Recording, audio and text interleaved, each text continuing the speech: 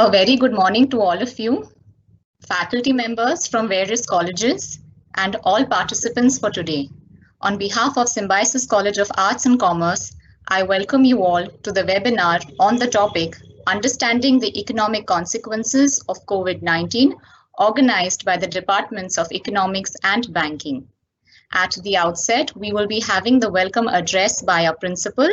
So I now request our principal, Dr. Rishikesh Soman, to address the participants. Good morning, everybody. I welcome you all for this webinar organized by the Department of Economics and Banking of our college. And I'm very happy to say that we are lucky to have a very renowned analyst, Dr. Manasi Phadke, as the main speaker of the day. We will be having a series of two webinars. One is today and another one is tomorrow. And I must put on record the efforts taken by some of my colleagues to make this particular webinar possible. The anchor, Kashmira, or the main kind of pillar behind this entire technical thing, our software and network people, Nazir, Nitin, then our economics teacher Diya Devre, and so many other support staff from our college, as well as of course the head of the department, Dr. Sunaini Parture, Dr. Marcel Samuel, and other colleagues of economics department, especially Sheena. Dr. Sheena, who has put in efforts to make this particular webinar a great success. I'm sure you will get a great amount of information and knowledge and maybe insight into this particular aspect of economic angle after COVID, because it is going to be a very dicey situation. And in business world, we used to say VUCA world, and we are now actually into the main you can say center of that VUCA thing, that is volatile and all these things. So we really don't know what is going to happen, and that's why I believe analyst Dr. Manasi Phadke is going to throw light, and she is going to guide us as far as the repercussions and implications are concerned. So I once again welcome you all, and back to Kashmira for the further proceedings. Thank you.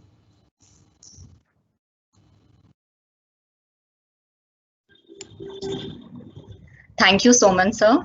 Today, I have the privilege to introduce a personality who has held impressive positions based on her knowledge, enthusiasm, and expertise, Dr. Manasi Phadke.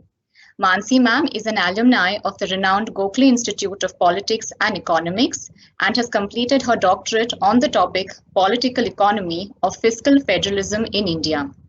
Ma'am is an economist and economic advisor at the Maratha Chamber of Commerce, Industries and Agriculture. Her profile includes undertaking surveys and assessing the impact of government policies on industries in Pune.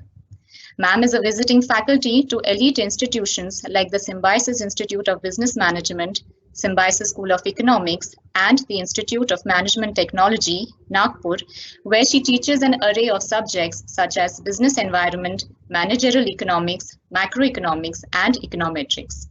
Mansi ma'am's zeal and motivation always leads her to venture into new horizons. This is evident from the fact that ma'am is a regular columnist and author of the trending humor column To Economics for the Hindu Business Line. Ma'am is an avid blogger and creator of the character Econ Mom at mansiecon.wordpress.com. Through her sparkling wit and demeanor, ma'am has handled numerous training assignments for companies such as Tech Mahindra, Wipro, WNS Global, Kirloskar Brothers, and has been consistently receiving excellent ratings from the corporate batches. Ma'am has also been bestowed with prestigious awards like the First Democracy Award by the State Election Commission of Maharashtra for initiatives in creation of knowledge through study and live research during local body elections in Maharashtra, and the Best Visiting Faculty Award by the Symbiosis Institute of Business Management. It is said that gentleness, frugality, and humility are the three precious qualities. These are the very qualities which ma'am exhibits through her down-to-earth personality. Ma'am, it is a real pleasure to have you amongst us today. I now request Mansi ma'am to enlighten all our participants on the very relevant and demanding topic of today's webinar, evaluation of economic stimulus package in India. Thank you. Thank you, Kashmira, for those very, very warm words. Thank you so much, sir, for having invited me today on this very exciting platform where I'm getting to meet so many people today virtually. I'm absolutely looking forward to discussing with you all my insights about the assessment of the Atmanirbhar Bharat package as has been declared by the central government. So without further ado, let me just thank everybody at Symbiosis College of Arts and Commerce, particularly the departments of Economics and Banking, to have invited me. And let me start the proceedings immediately. Just give me a second to share the screen.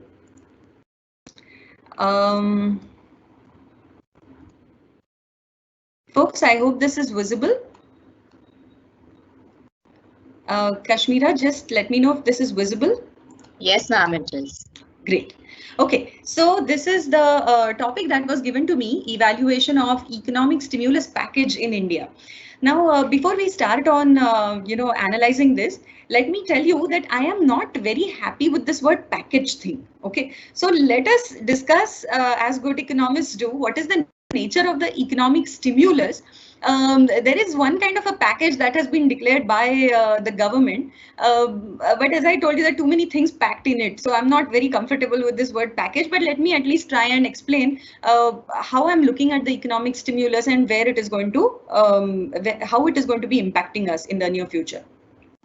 Now, what we have to understand is that any package that gets declared under such distressed times as the COVID is a package by the center for the vulnerable people who reside in the states, right? So is the center not equal to the states? No. Okay. Now, this is where an angle of federalism enters the debate. Okay. If you look at point number 1 here, I've written a very strange word that the Constitution of India is quasi-federal in its nature. I'm sure that most of you all have heard the word federalism, right? What does it mean? It means that there are governments at different levels. In our case, the earlier constitution, that is the first constitution, spoke of the central government and the state governments. After the 73rd and 74th amendment to the constitution, we also now have the local body governments, right? So we have gram panchayats, we have zilla parishads on the rural side, we have municipal corporations, municipal councils on the urban side. So what is the meaning of quasi-federal constitution of India? We are a federal country. There is no doubt about that, right? Why? Because there are different layers of the government. Why are we quasi-federal? Because the true nature of federalism is that the power resides with the federal units, the power resides with the states. But in the Indian context, our constitution is such that it is quasi-federal. That means a major level of power constitutionally resides with the center. So while we are federal, we are not federal. I mean, if you forgive that, that was a bit unconstitutional to speak about, but we are quasi-federal in nature. So if you look at this seesaw, you find that there is one particular force which is overwhelming the other force. No surprises here. This force is the center, right, which has an overwhelming wazn, so to say, in any of the policy debates or political debates or economic debates in this country. Economically, the tax revenues are concentrated in the hands of the center, or they were concentrated in the hands of the center in the pre-GST era. So whatever tax you can think about, income tax, wealth tax, excise, customs, all of these used to go to the center. Why should income tax be centralized? There are a good number of academic cases which tell you that if the income tax is to be decentralized, it will lead to a race to a bottom where every state, in an attempt to attract more and more investors, might keep on reducing its income tax levels, right? So this makes immense academic sense also that the major taxes of the country have been vested into the hands of the center. However, all the expenditures are carried out by the state government. Why, you may ask? Well, answer is obvious. There is too much of diversity, right? There are states which are hilly, there are states which are coastal, there are states with 100% literacy, there are states where not only literacy but female literacy and female feticide continues to be an issue, right? So there are states with huge industrial development, there are states with agricultural suicides, there are even states with both things in the same place happening, right? So the idea is that each state government has to look at its own peculiar geographical, economic, political structure, and then it has to take a call ki bhai khacha kahan karna hai, kaise karna hai. So constitution says that, constitution has focused all the taxes in the hands of the center, but the expenditures are more or less carried out by the state governments. In fact, in the Indian context, 58% of the total government expenditures in India are undertaken by the states. Now, अगर tax center के पास जा रहा है, लेकिन expenditures have to be carried out by the states, then obviously there is a inequality and there is a case for something which we economists refer to as transfers, right? So what has COVID really done? Because our entire topic today is analysis of this package or stimulus which has been given by the government to handle the COVID pandemic, right? And it has been a fairly painful episode for the Indian economy. Now, COVID has transferred the need for these transfers, right? Because whatever tax collections are there are with the center. Now those two are drying up fast and furious, okay? And who is giving the first line of defense against this pandemic? It is the state governments, right? Who has to make sure that the migrants are taken care of? Who has to make sure that quickly testing facilities are done? Who has to make sure that hospital beds are available? First line of defense is expected from the state governments, whereas the taxes are centralized with the union government. And so COVID has sharpened the need for transfers, right? And now in this entire federal context, if we look at the announcement of the Atmanirbhar Bharat package by the government of India, then the two questions strike the mind immediately. First is, what is this package? And is this package which has been announced by the center enough to take care of the pandemic that we are seeing today? And the second thing, which is a more economics or federalism angle to this entire debate, is that whatever is this package, will it benefit every state equally? Okay, so these are the two major questions around which today's talk is woven. We are firstly going to understand what kind of transfers happen from the states, from the center to the states. Next, we will see what element is there. What is this exact Atmanirbhar package thing which has been announced by the government of India? Then we will try and see whether this is enough and in the right direction.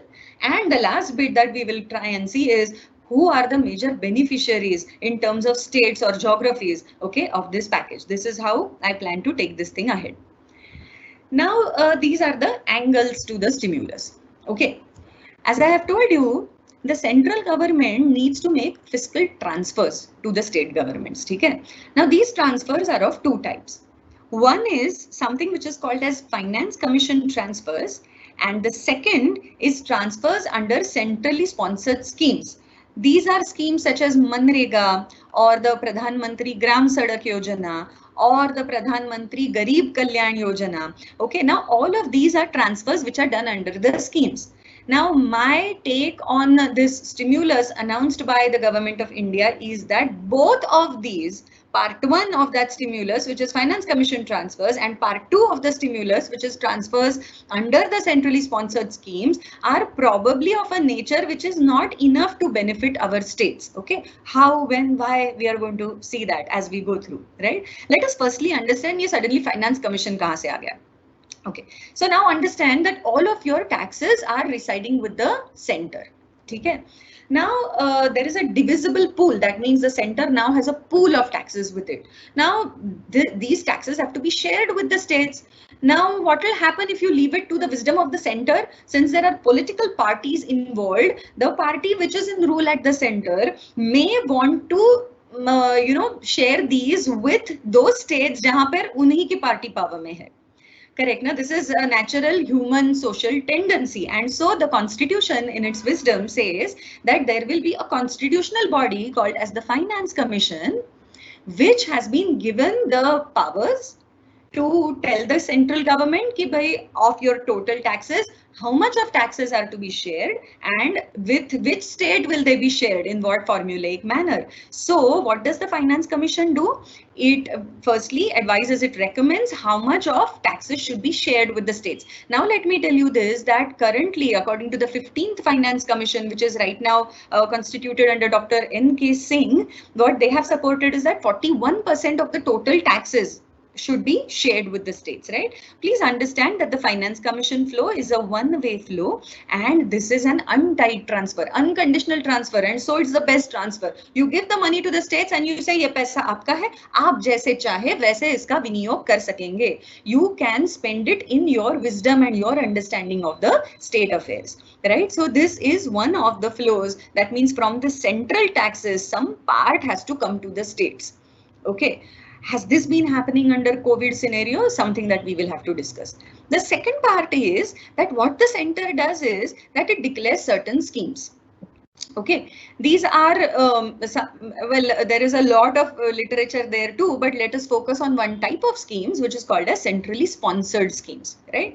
So for example, in the union budget for the year 2021, what Mrs. Sitharaman had done is she had announced an outlay of 61,500 crore for Manrega, which is the Mahatma Gandhi National Rural Employment Guarantee Act.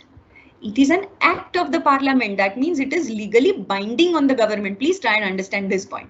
Okay, this is a scheme which is beyond a scheme. It is an act.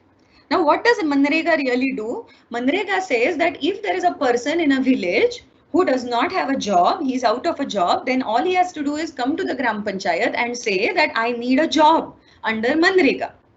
Okay, now this kind of, if there is a demand for jobs, then this act is saying that we are going to guarantee employment to such people staying in the rural areas.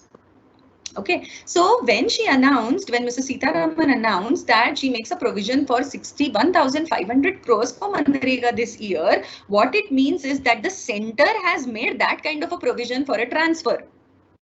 But please understand that when we are talking about centrally sponsored schemes, normally they are to be shared. The expenditure on these schemes is shared with the states in a 60-40 ratio or a 70-30 ratio. For example, on Manrega, if 60% is being spent by the center, then 40% will have to be spent by the state. Let us take our example of the fellow in the village who needs employment a little bit further. Assume that this is a village in Maharashtra. Now, when there are 28,000 something Gram Panchayats in Maharashtra. Now, from each of these Gram Panchayats, there is a demand for jobs. Okay, when such a demand comes in, okay, for whatever works are sanctioned, 60% will be given by the center, 40% will be given by the state. Then this money will be transferred to the Gram Panchayat, and through that those jobs will be created. This is the nature of how the CSS works. So I want you all to understand that these schemes are partially funded by the states themselves, and states have to demand these funds. Unless Maharashtra goes and says, hey, हमारे यहाँ बहुत ज़्यादा unemployment है, हमको मनरेगा में scheme, हमको MNREGA scheme के under funds चाहिए, तब तक the center is not going to suddenly have a dream ना कि Maharashtra government needs this money. Okay, so please understand that when there is a stimulus that is being given by the center to the states, this stimulus is of two types, if you will. Okay, this bit is the regular transfers that have to happen from the center to the states. These have been recommended by the Finance Commission. Okay, and the second bit is through different schemes, the center has to transfer this money to the states. It's you know, since we are on a webinar, I don't really have a visual, I don't really have a non-verbal, so I'm just assuming that you guys are with me and you all are following the debate as we go through. Okay, so we're going to discuss both of these things separately. This, let us call this as part 1 and let us call this as part 2 of the stimulus, so to say. So let us firstly look at tax transfers from the center to the states. Okay, these are the FC transfers. Now the FC defines a divisible pool of taxes. As I told you, 41% of this divisible pool is shared with the states. Now, in the pre-GST era, before the GST, the states had their own income sources. They had their own taxes. Okay. For example, they used to charge VAT, they used to charge octroi, they used to charge advertisement tax. Now, most of these taxes have been subsumed into the GST. So when GST was introduced in India, states were scared, or states did not really want to sign the dotted line immediately. क्यों? क्योंकि उनका खुद का जो tax source था, that was getting dried up, na? It was getting subsumed into the GST. So what the center did is, the center said that, look, you have to come onto the GST platform. Okay. You are going to get an automatic share of this GST, which is called as SGST. So state level GST जो है वो आपको मिल जाएगा. Then many states said, oh, but what if the SGST falls short of what I would have got in my earlier regime? Again, as I always say, Ghalib's thought is always overriding principle in economics. Yu hota to kya hota, right? So what would happen? I mean, had we not jumped onto GST, perhaps we would have been better off. So what the center said is, Shanti, let us try and resolve this issue with immediate effect. What the center has done is, it told the states, look, whatever tax revenue you get in 2016, we will use that as a base. We will assume that every year there will be a 14% growth in this tax. Okay. Now, if your SGST actual, okay, is less as compared to the calculated tax calculated in this fashion, then there will be a compensation which we will pay you through a compensation cess. So see what the center has done. The center has told the states that sure, we understand that you're scared कि आपको GST revenue तो मिलेगा लेकिन कम मिला तो. So what we will do is, this is going to be a revenue neutral arrangement. आपको अगर कम मिलता है तो we will make sure that we will compensate you for whatever shortfall you are facing in your tax revenue. This was promised when? In 2016. Now, I'm sure that many of you are already seeing the drama hidden in this, right? The drama is that nobody had anticipated a COVID kind of a situation when this was done. So what happens next? Let me talk quickly about the compensation cess and the way it works and the way it is given to the states. And then you will start really understanding or appreciating the true issues in this entire stimulus. See, this compensation cess, which, sorry, let me just go back one slide. Yeah, so this compensation is paid by the center to the states through something which is called as a cess. So this is what we have to discuss. This compensation cess is levied on luxury goods. For example, take a look at this. It's a high-end SUV, right? It's also levied on certain addictive goods. For example, cigarettes, liquor, pan masala, gutka. Okay. Now, what is this compensation cess which is levied? Now, so I've taken an example of SUVs. So high-end SUVs have a 50% GST. Jisme 28% is the GST tax rate and 22% is the cess. It's huge, isn't it? It's huge, 22% cess. Now, if any state has a shortfall in its revenue, then it is compensated through this cess collection. If the cess paid to the state is less than the cess collected by the central government, the remaining is also distributed to them because it becomes part of the divisible pool. For FY18 and FY19, the compensation that was paid to the states was less as compared to the cess collected by the center. So the center was happy, it had collected a whole lot of cess. Okay, and जिनको कम पड़ रहा था revenue, उनको उनके पैसे दे दिए, बात खत्म. जो बची kitty, that was also distributed because it became automatically part of the divisible pool, which gets covered by the Finance Commission transfers. Now this is where we are. However, come COVID, and there was a problem. However, if you just look at this slide title, you will see that there was a slowdown which was obvious even before COVID hit us. Yeah, so let us analyze this and then we will try and read this. You can see it's been quite a roller coaster ride for the Indian economy from 2009 to 2019. In a matter of a decade, we've gone all the way from 10.3 to 4.5, right? That's quite a spectacular ride there. Okay, let's talk about what has been happening here. As you can see, in 2016, we were doing quite well at about 8.2% growth rate, right? Now, these numbers are also changing now constantly. So anyway, so let's go in here. So from 8.2%, we moved downwards to 7.2% in the year 2017. This is the impact of the demonetization, as well as of shifting the entire tax regime onto a GST platform.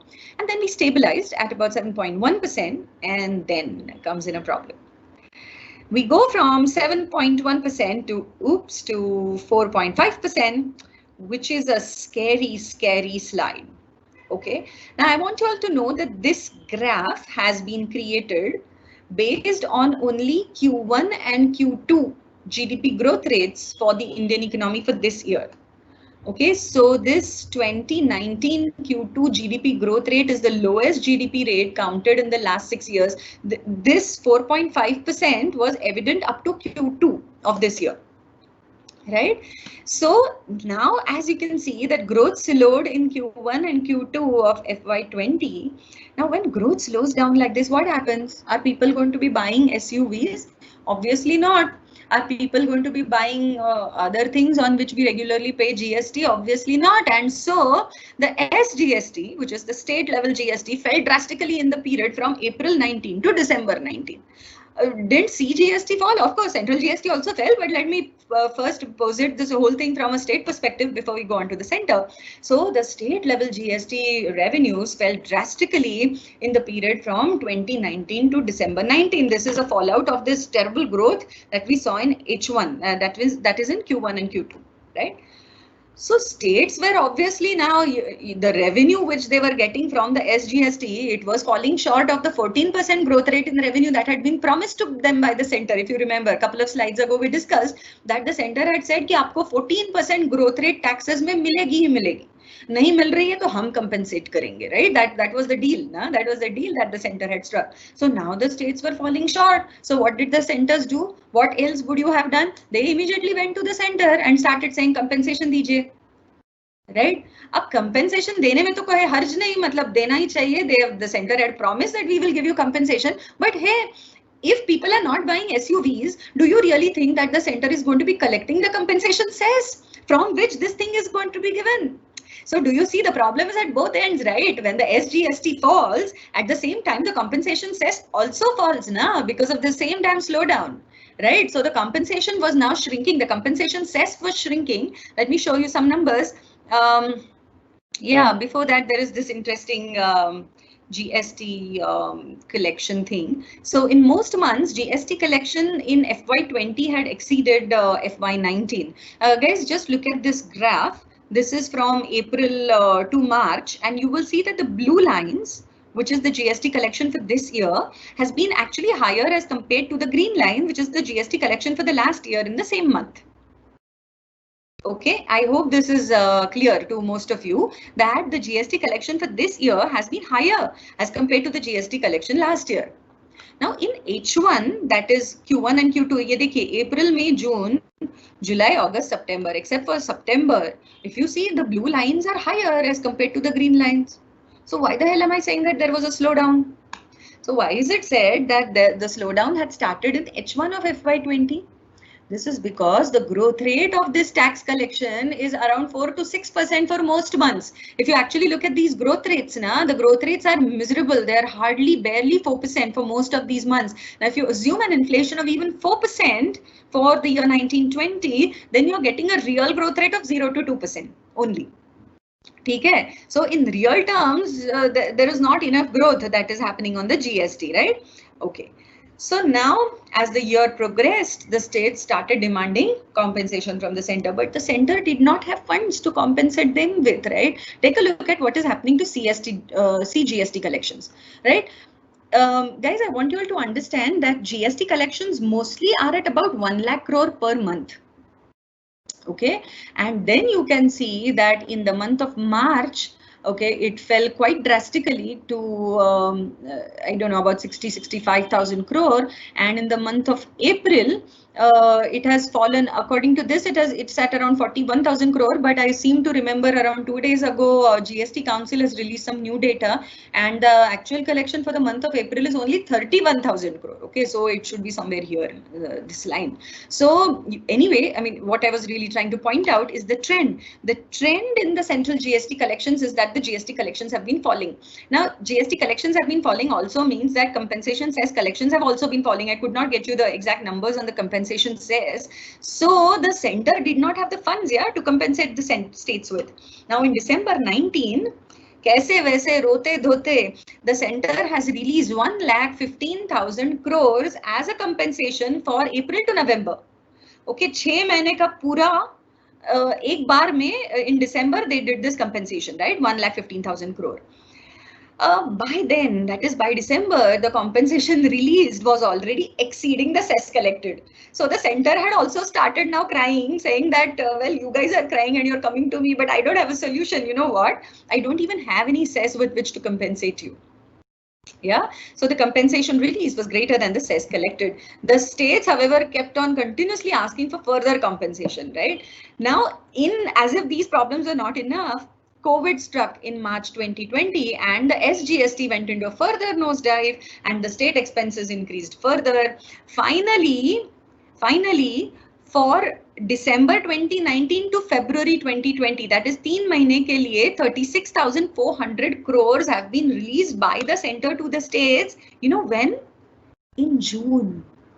So 4th June 2020 को central announcement आया that we are releasing 36,400 crores as a GST compensation to the states.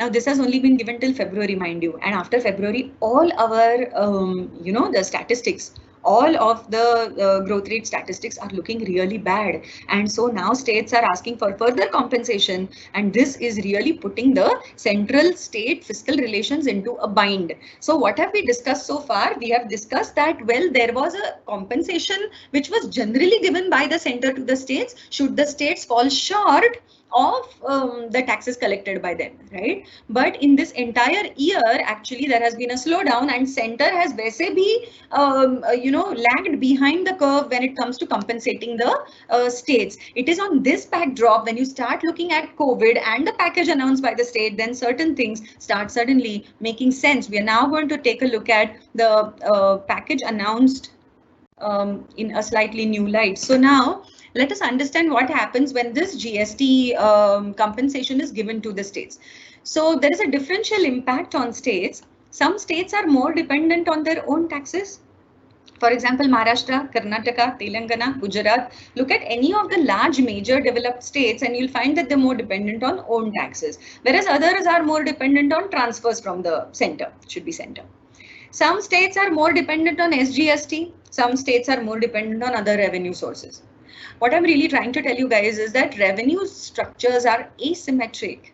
The compensation dependency is also asymmetric, and so zahir si baat hai that whatever is the announcement done by the center on the states to compensate them for a GST loss, even a GST loss, okay, is going to be highly asymmetric. This is the first part of my argument.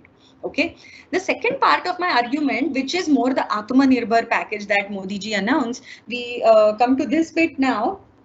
Okay, so this is the transfer to the center from the center to the states under CSS. Okay, now this is the package, right? I was reluctant, as I told you, to talk about this package deal till all of these things are explained to you. Now let me go across to the package, and we will see what all issues are coming up. If you take a look at the title itself, you will understand what I'm trying to say, that the FM has given us supply side economics in the face of demand side issues. This is my first reflection on this package. But before I start announcing what I feel about it, we probably need to understand the major features of this package. Okay, now if you take a look at this particular table, wherein I've just kind of tried to put through the package for you, you will notice that the serial numbers are given very strangely. There is -4, -3, -2, -1 on serial numbers, and then there is a tranche 1, tranche 2, all the way up to tranche 5. If you look at the dates, you will notice that tranche 1 begins on 13th of May 2020, and all of these minus numbers, matlab ye -4 to -1, this is before May 2020, right? So what is it that happens here? I mean, why is tranche 1 different from this earlier stuff? Let us understand this. I want you all to understand a few dates. On 12th of May 2020, the Prime Minister made an announcement that he is giving a 20 lakh crore package to support the Indian economy in the face of COVID. Now, if you assume that the Indian GDP is around 200 something lakh crores, then this amounts to about a 10% of the GDP kind of a package, right?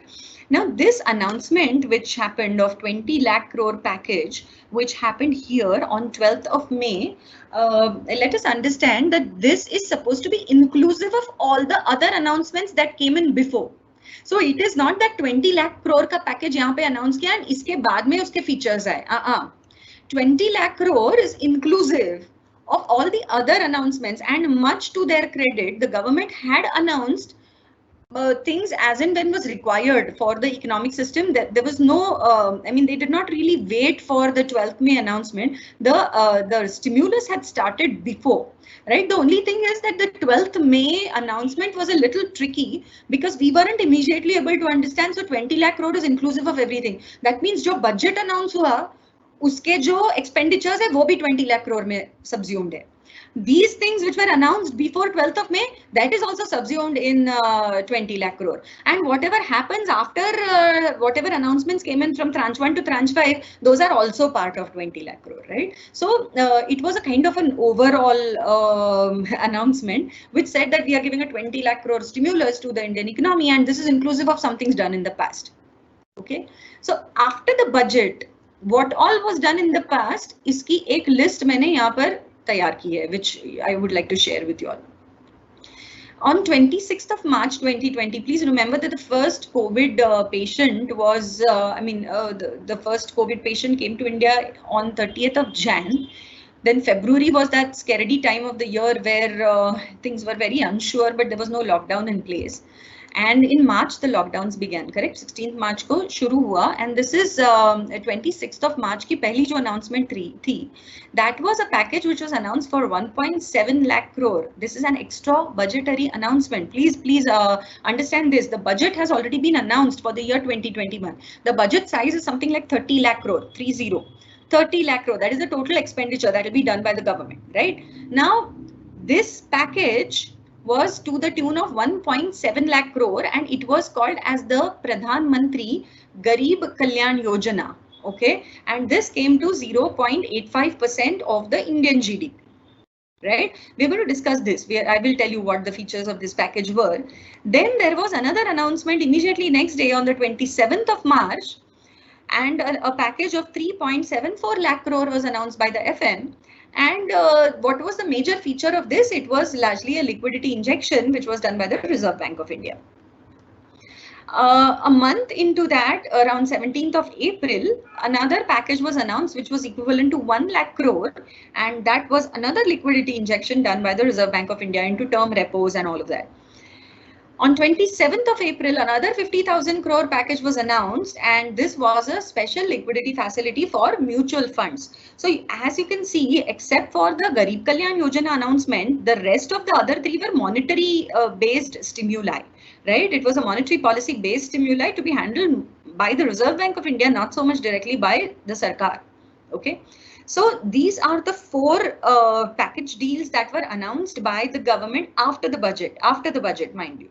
Right, and then 12th of May we got an overall announcement saying that, well, the total package size will stand at 20 lakh crore, that is 10% of Indian GDP. This includes all of this.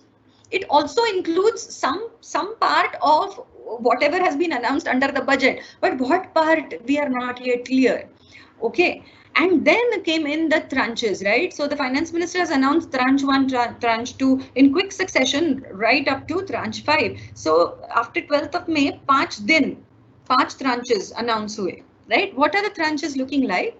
The first tranche of 5.94 lakh crore was announced on 13th of May, and its main focus was on MSMEs, the micro and small and medium enterprises of this country, and the focus was mostly not on getting demand levels started on the MSMEs, but rather supporting them through liquidity injections, right? So if they need to have a loan, chahe wo working capital loan ho, chahe kuch aur ho, so they would be able to get this loan. So tranche 1 was focus MSME. Tranche 2 was about free food grain supply to the migrants, right? This was more of a government fiscal policy move.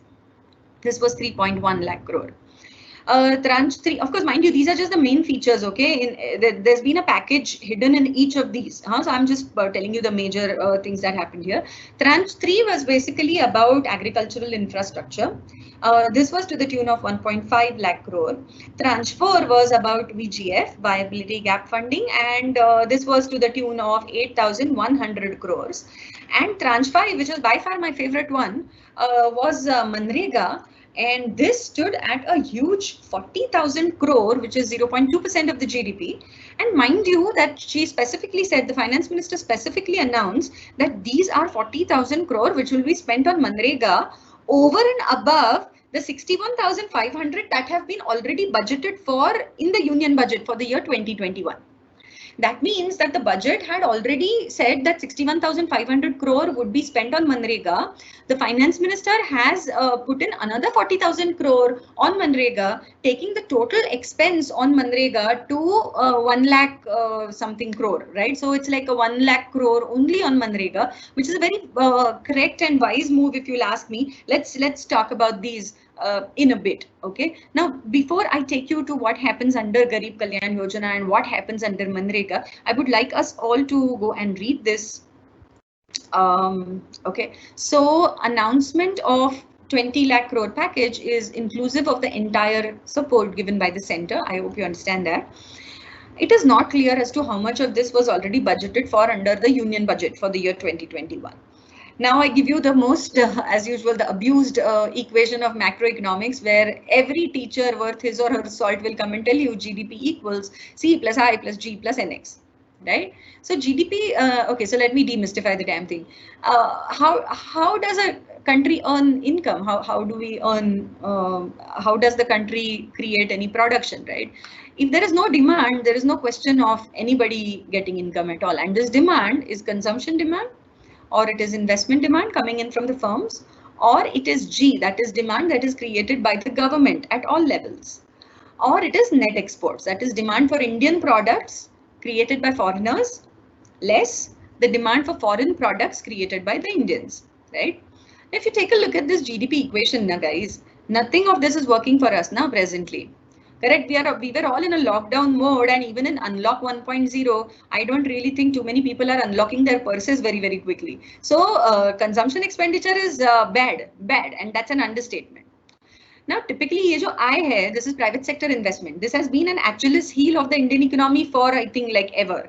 For the past 3 years, we've been saying that private investment does not work in this country. It's not picking up. And let me also tell you, at the cost of, simplifying it too much, but investment, when will a company do investment here? If there is consumption, now, when will Ola and Uber hire more drivers? When will they increase the spread of their services when people want to jump into a cab?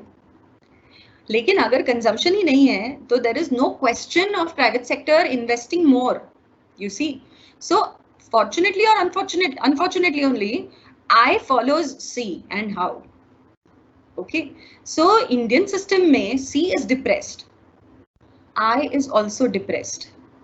NX is so depressed only because together with us, the rest of the world is also not in a mood to demand anything from us, right? So our exports are off, our imports are also not performing too well. I'm talking specifically about the first 3 months of the COVID pandemic. Okay, now of course things are opening up. Now you must have heard about this man called as John Maynard Keynes, who had interestingly, faced a similar situation in 1930s. And he said that if C is not working and I is not working and NX is not working, hell, what is G doing? So Keynes actually said that government spending is the solution for a bad GDP growth rate. So government spending agar increase ho jata hai, तो you will end up jump starting the demand side of the economy. On what should the government spend? But there are so many things. Golden quadrilateral hai, ports banne, airports banne. There are so many things on which the government can spend. So if the government starts spending, it creates demand for steel, cement, for architects, for contractors, for nuts and bolts. Okay, now if you want to build a road, if the government wants to build a road or a bridge, it starts creating demand for steel. And then the steel industry say, hey, that demand is picking up. So the steel industry start employing more people. What do these people do? At the end of the day, they go home and they buy tomato ketchup. right? So the demand for tomato ketchup also starts increasing. Why? Because government of India is building a road. This is called as a multiplier, no? And strange are the ways in which a multiplier works. Okay, for example, ketchup and roads are simply not connected, are they? But when you start building a road, is the ketchup segment going to start smiling? Oh yes, absolutely yes, right? Because multipliers work like that. Okay, so what should the government be doing? It should be spending. So then, hasn't Modi ji spent a lot of money? Hasn't he spent 20 lakh crore? Well, unfortunately, the answer is no. The government, instead of directly spending more funds, it has focused on easing the supply largely by making liquidity pools available for the economic players. So what the government is not directly spending. What the government is saying is, oh MSMEs, अगर इनको loan की जरूरत हो तो उनको loan मिलना चाहिए, collateral free मिलना चाहिए, मोरेटोरियम के साथ मिलना चाहिए, कम इंटरेस्ट रेट में मिलना चाहिए, ये मिलना चाहिए, वो मिलना चाहिए, लेकिन लोन मिलना चाहिए. वर्किंग कैपिटल के लिए मिलेगा, शॉर्ट टर्म के लिए मिलेगा, लॉन्ग टर्म के लिए मिलेगा. The key question is, will the MSME segment really want a loan? You see, what Keynes had really said, and I've quoted Keynes in macroeconomics here, that fiscal policy works better during a recession. Monetary policy typically doesn't work. Why? It's a case of taking the horse to the water. If the MSME approaches the bank, sure, there is a liquidity pool which has been created just for them. But will the MSME be in a temperament to go to the bank in order to take a loan when the demand is not there at all? This is the key question. So the actual fiscal cost to the government of India, I mean, the package might be 20 lakh crore, but the actual fiscal package, which will be demand creation by the government of India, is only to the tune of, hold your breaths, 2 lakh crores. 2 lakh crores, which is 1% of GDP, people, not 10% of GDP. Right now, where are the 20 lakh crores coming from? You can see that these do not actually add up to 20 lakh crores. They add up to something like 16, 17 lakh crore. Where will the rest of the 3 lakh crore come from? Well, partly they will come from the budget and partly they will come from new announcements which will come in later. Okay, now what I want you all to understand is, of all of this package, if most of it is a liquidity injection by the Reserve Bank of India, yahan par 3.74 lakh crore, yahan par 1 lakh crore, yahan par 5.9 lakh crore. Correct. So this is a monetary or a liquidity kind of a support. It is not really a fiscal support. And so this has been one of the major criticisms of the economic stimulus package announced by the central government currently. As I told you, I'm rather happy about one part of this entire package, which is tranche 5, which is the spending that the government has done on Manrega, which is to the tune of 40,000 crore. As I told you some time ago, this is 40,000 crore over and above the 61,500 crore that has already been spent on the scheme. So why am I so happy about this? So let me tell you how Manrega works. We discussed some time ago that when somebody needs a job, not the urban jobless, the rural jobless people, when they need a job, all they have to do is go to the Gram Panchayat and they have to sign an application saying that I need a job. Now, once these applications are received, within the next 15 days, you are guaranteed by an act of the parliament, you are guaranteed employment. And if not, I mean, if the Gram Panchayat cannot give you employment in the next 15 days, they will still have to make you a payment under Manrega. How much is the payment? Well, the minimum wages that were given under Manrega before COVID stood at 182 rupees per man day. Under the Pradhan Mantri Garib Kalyan Yojana, this Yojana, what the finance minister has done is she has increased the minimum wages per man day to be paid under Manrega from 182 rupees to 202 rupees. So there is a 20 rupees per day multiplied by the millions of people who will take employment under that. That part of that money is actually covered under 1.7 lakh crore. I hope you understand what I'm talking about. Right. So this extra 40,000 crore, she obviously realized that the migrants who are heading back home, who will now also be absorbed as a part of the rural economy, will be the people who will ask starting for jobs in the villages. Right. And so an additional 40,000 crore has been given to the most vulnerable part of rural India.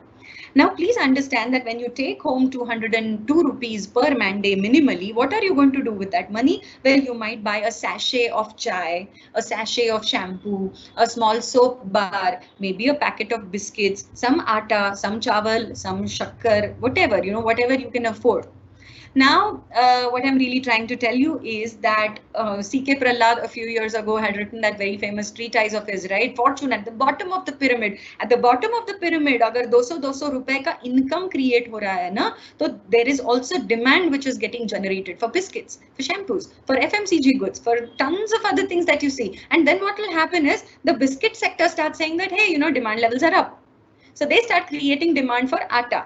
That creates demand for power, because you need to grind wheat into atta. It also creates demand for wheat. It also creates demand for more employment, right? And once the labor demand starts picking up in these segments, then the labor start buying ketchup, as I told you, right? So it starts creating demand across sectors, okay? However, this package is going to lead to a differential impact on states. We are nearly done, last couple of slides, and I think I should be able to go over to the Q&A. So there's a differential impact on states, which we all have to understand. Wherever a centrally sponsored scheme such as Manrega is involved, the states have to demand the funds. Now, for me, it is extremely difficult to predict which states will be major beneficiaries of the schemes announced by the center.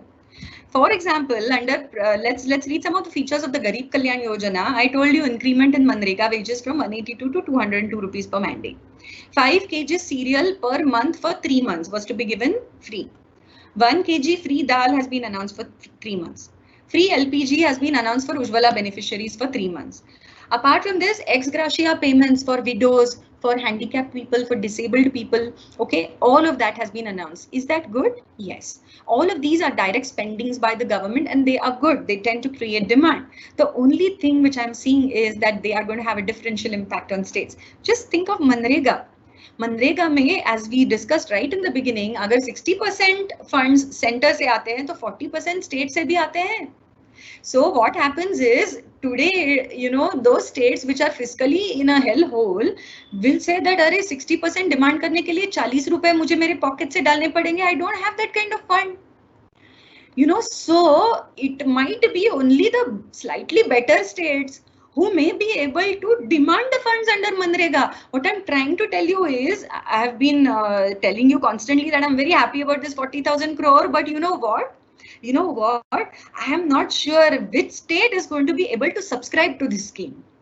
Correct? Because center has given 60% अपना share, 40% आएगा कि नहीं इस state से?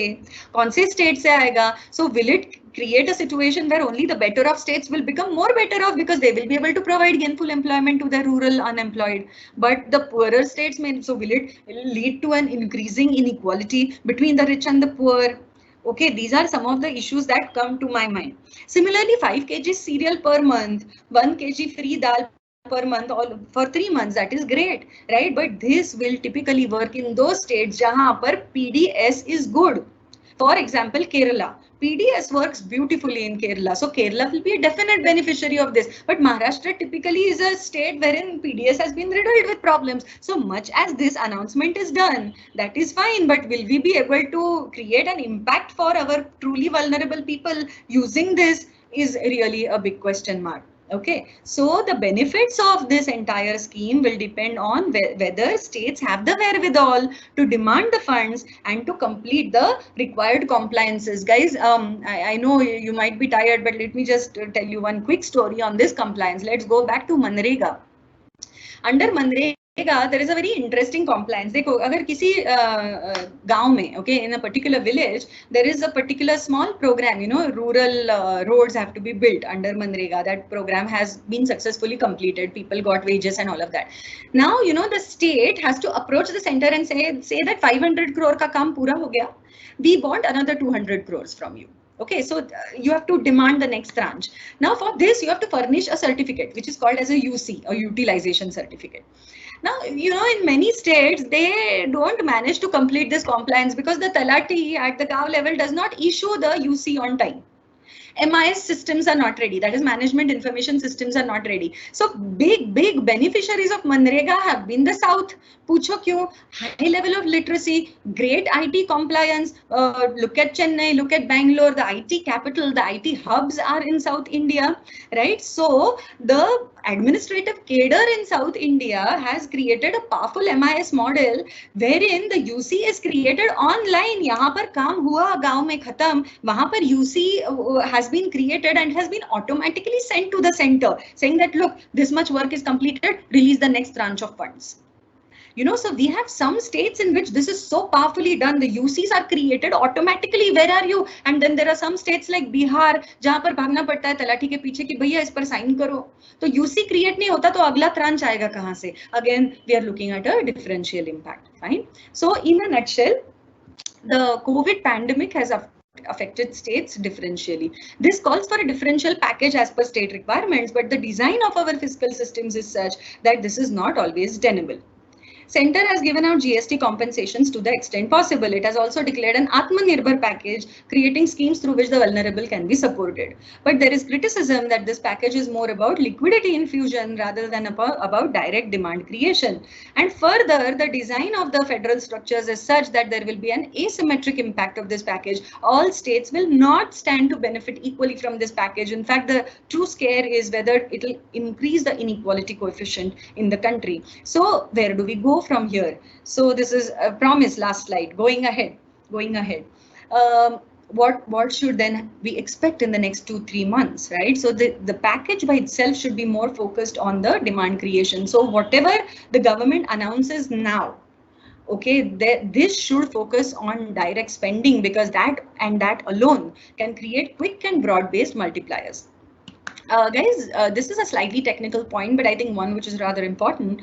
What the center can do is whatever schemes are introduced under the package, they can reduce the state share in funding the schemes, so that the poorer states can also quickly available of the provisions. For example, Manrega mein 90-10 kar do, 60-40 ka. 90% will be supported by the center and only 10% from the state. कहीं पर 95-5 कर तो जहाँ पे truly vulnerable के लिए जो schemes है ना, वहाँ पर state burden has to be reduced. Allow deviations in some of the scheme rules. For example, in Manrega, there is another very interesting rule that 33% of the beneficiaries have to be women. ये rule क्यों किया? In order to bring in gender equity into the distribution of the labor force. Right? But what happens is in certain states, for example, Uttar Pradesh, women are not willing to work. Now, since women are not willing to come out and demand employment at all, you cannot start the scheme. So these kind of designer issues also become a problem. Okay. This point here has more to do with the compensation cess. So it is not about the compensation given, okay? It is also about the timing. As I told you, February tak ka payment to June mein mila hai. So I don't think currently the question that the state governments are facing is one of insolvency. The question that we seem to be facing is one of illiquidity, you know. So I think the liquidity, cash management has to be, cash flow management has to be very, very quick. And final point from my end as to how we can perhaps do a better job in the coming 3 or 4 months is, see, in the budget, already the center has created a provision for giving grants to the states. I think all we really need to do is front load these grants. That means the grants which have been provided for in the budget are to be given from 1st April to 31st March. So what I'm saying is that, release as many grants as possible very, very quickly up to Diwali, so that if we front load them in H1, the states will get the missing liquidity component, right? So here are a few readings that the students might like to browse through at a later stage. And that's about it from my end. Let me stop the screen share. And let me go back to Kashmira if there are any questions at all. Kashmira.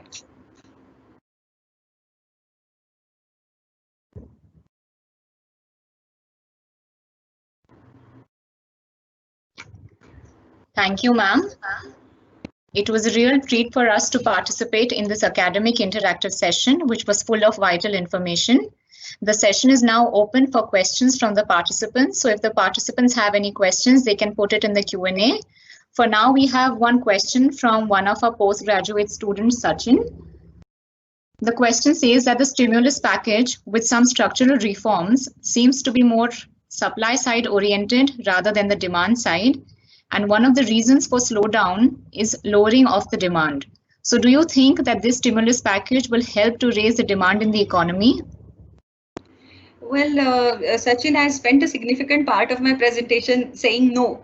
So this package is not going to do enough to raise the demand levels in the economy. So out of the 20 lakh crore package, only 2 lakh crore is on the fiscal side, 18 lakh crore. The rest of it has been more or less on the monetary side, about which you all are going to be studying tomorrow with Ashish. So no, this package is not doing enough for demand revival.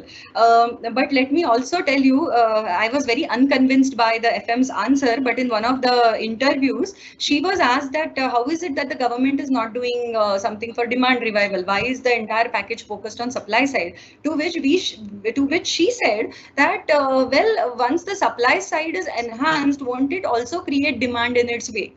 That means when when the loans are taken by the MSMEs, won't they start expanding? Will that not create demand? But to expect that supply will create its own demand in a time of a recession like this, I think is a slightly flawed argument. The demand has to come in first, and that is where the liquidity pool will start getting used.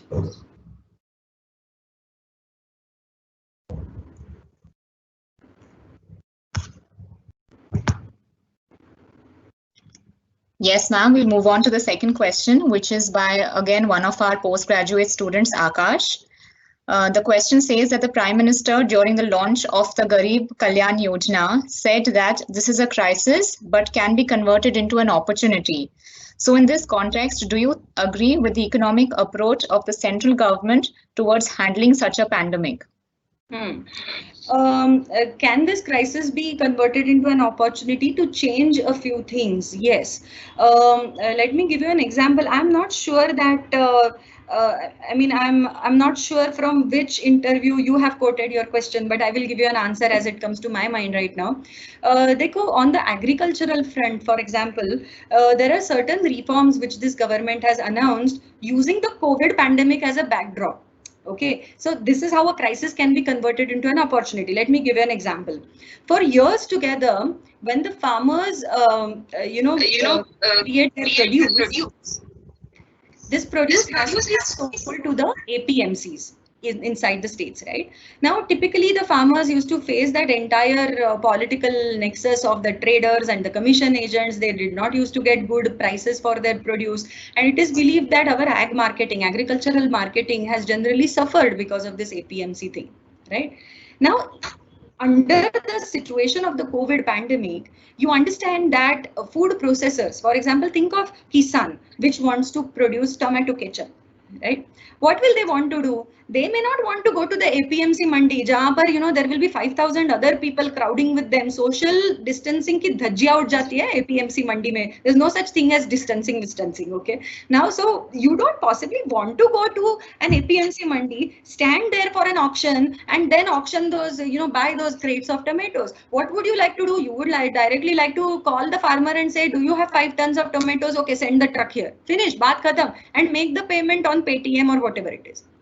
Correct now. So what has now happened is that there is a serious demand from the food processors. Why food processors? Even from you and me, consumers, who are saying कि अरे मेरे घर पे अगर fresh produce आ जाता है directly from the farm, so I am very, very happy about it.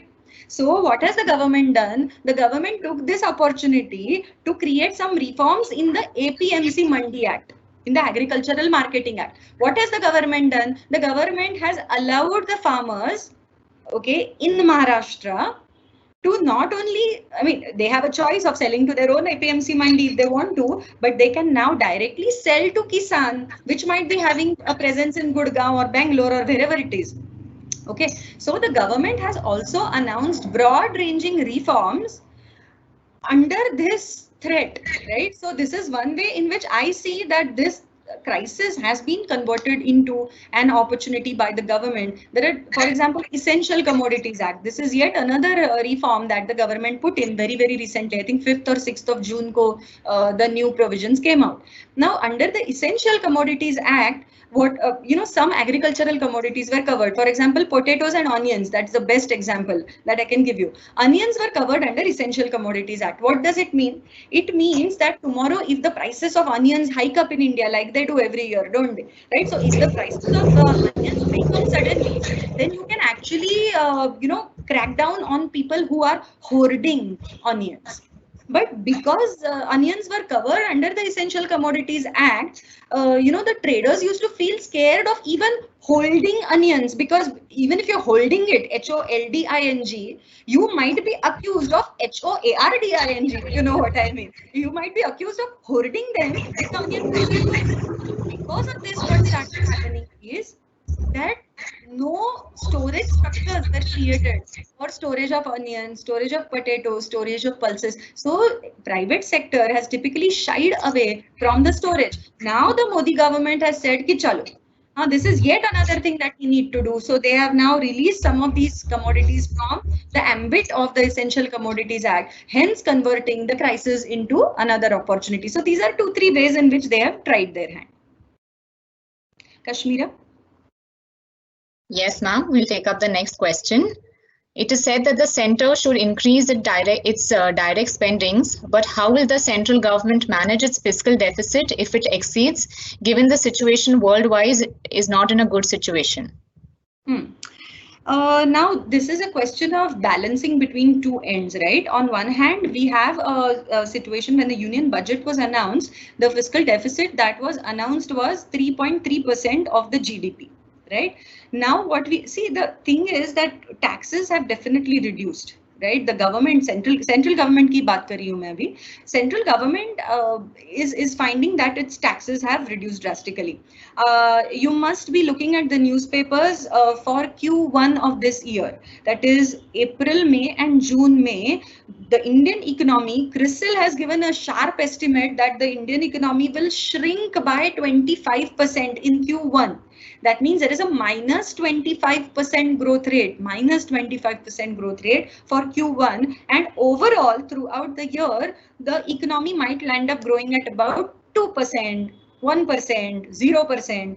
It depends on which agency you're really following. So Moody's will have a different growth rate estimate, IMF will have a different estimate, Fitch will have a different estimate, and so on and so forth. I do not see any estimate which is pegging us at a growth rate which is more than 2 to 3%. What that really means is that our taxes are really not going to be performing, right? The best case scenario is if the tax revenue remains the same as last year. I'm not even expecting that. I'm saying that the tax revenue will shrink 100%. So tax revenue hi kam ho jayega. Okay, so we have a situation where the tax revenue is shrinking and have our expenditure needs increase. Absolutely. Health expenditure needs hi dekho na. Now in unlock, you are seeing that the number of patients, and hence the number of beds that we require is increasing day by day. There will also be a requirement for testing facilities. There might be a requirement for vaccination. There will be 100 other things which will come out throughout the next 6, 8, 10 months, right? So going ahead, the expenses are going to be rising. This means that the fiscal deficit cannot be at 3.3%. That is a given. How much can the fiscal deficit be by the time we land up at the end of the year? For that, we have to know that of the existing expenditures which the government had planned in the budget, how much are they going to move towards health expenditure? Okay, this is something that is an unknown to us right now. Na? Government had planned to put up a port, for example. Abhi wo port karenge nahi. They might, use the same expenditure for health. Okay, so one of the numbers which has been kind of stabilizing in the academic debates is that we will land up at a total fiscal deficit of 7% of GDP at the end of the year. Okay, I want to tell you one tricky thing here. We had planned for a 3.3% of the Indian GDP, which was supposed to be growing. So 3.3% of a big GDP. Okay, and now we are saying that it is going to be 7.7% of a much shrunken GDP. Okay, which might be bigger, much bigger than the 3.3% that we had looked at. So fiscal deficit is going to rise. Should we worry about it?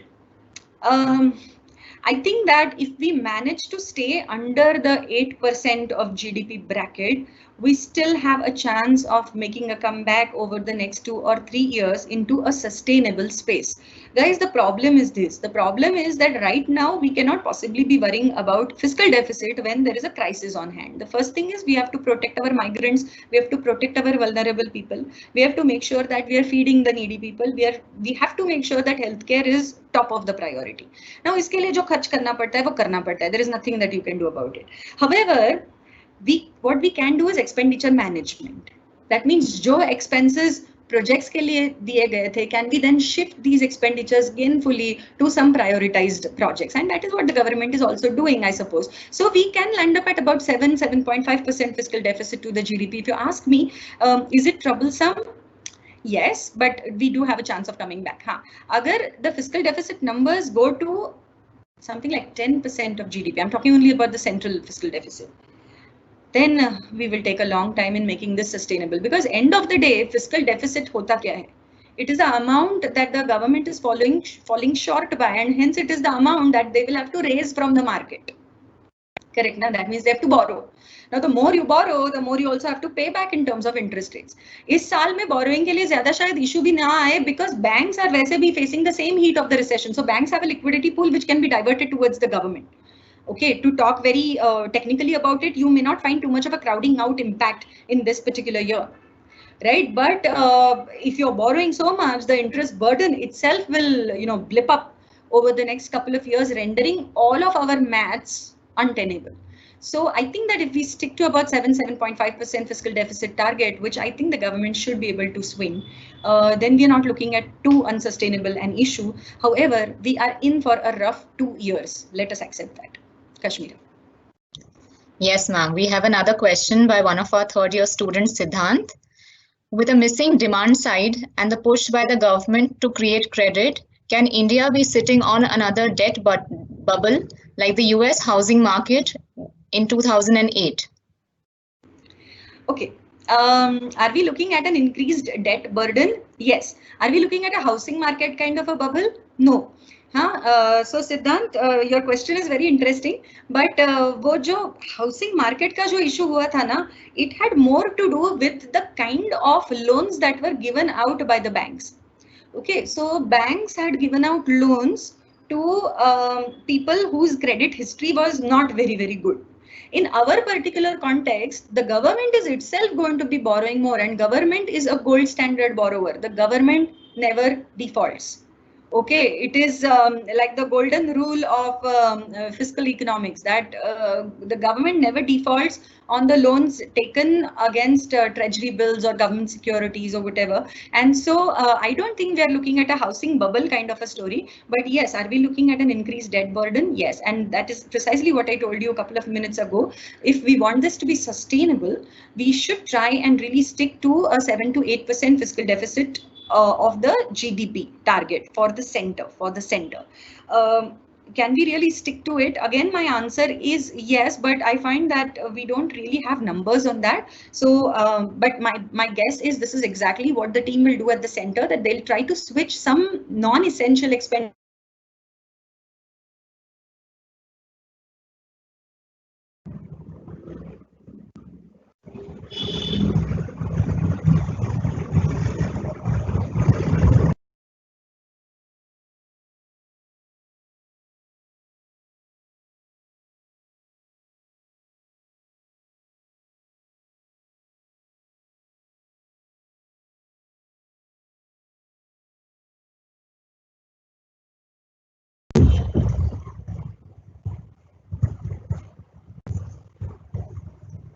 Hello?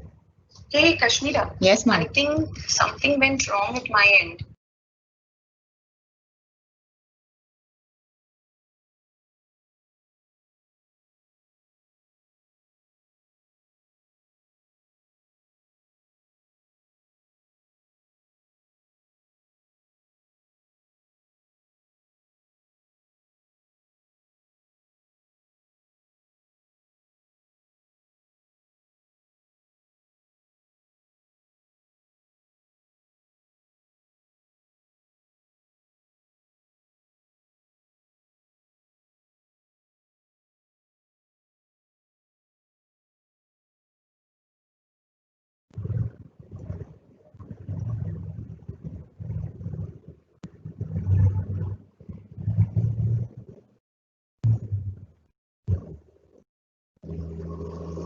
Thank you, Mansi ma'am, for patiently answering all the questions of the participants. On behalf of the Symbiosis College of Arts and Commerce, I would now like to propose the vote of thanks. I express my heartfelt gratitude to Dr. Mansi Phadke ma'am for giving such an excellent coverage on today's topic. I would also like to express my gratitude to our principal for his motivational spirit that always drives us to embark upon new and challenging journeys.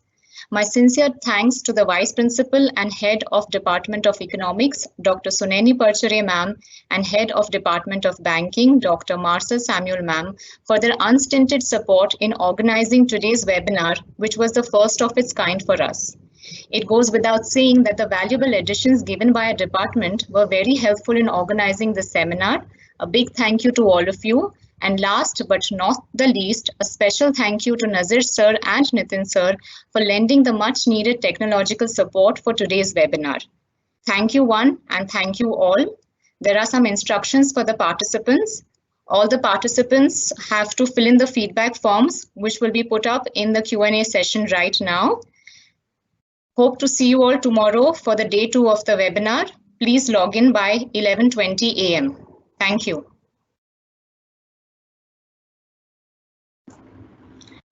Hey, Kashmira.